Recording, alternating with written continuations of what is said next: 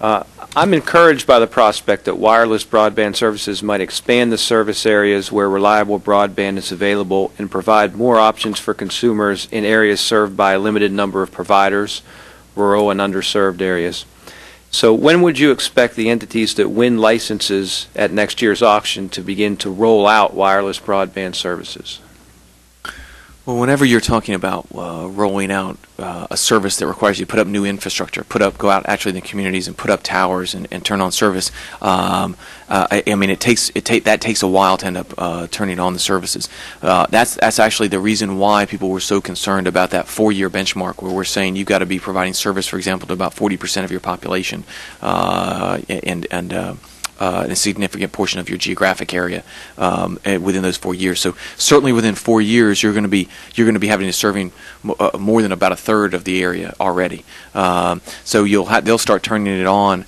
I would think once you've bought this spectrum and paid a lot for it, you want to turn it on as quickly as you can. But it does take a while to go get the approval from the local communities to put up a new antenna and put that antenna up and get power to it and turn it on and begin selling handsets. So that takes a while. I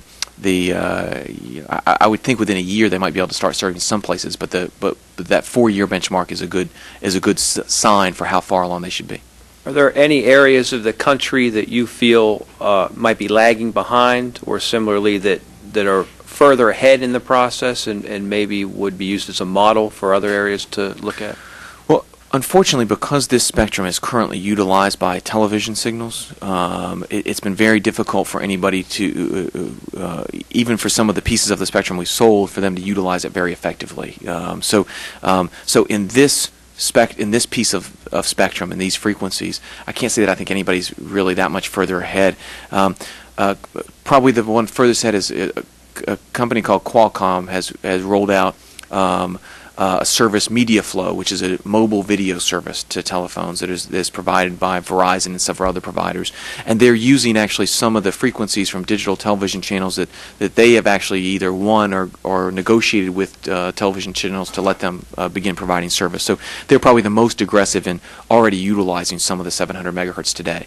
But I think that was a somewhat unique service. I mean, so I'm not sure that how comparable that would be for others to follow. For my last question, I wanted to follow up on what Mr. Shabbat had talked to you about. And the FCC has proposed reserve prices for spectrum licenses, which amount to more than $10 billion, right, of course you know. At these prices, small businesses cannot participate without access to significant capital. So are you concerned that rules governing designated entities may inhibit their ability to raise capital? As I said, I think they were able to be very successful in raising capital and still winning effectively in the last auction we had for similar kinds of spectrum.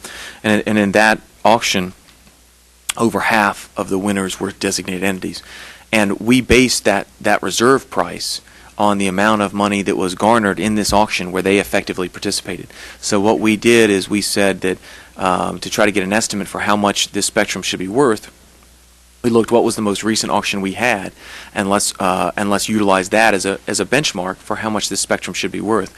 And in that auction, that was the auction in which designated entities were able to win more than half the licenses. So I think that is a sign that they will be able to effectively compete in this.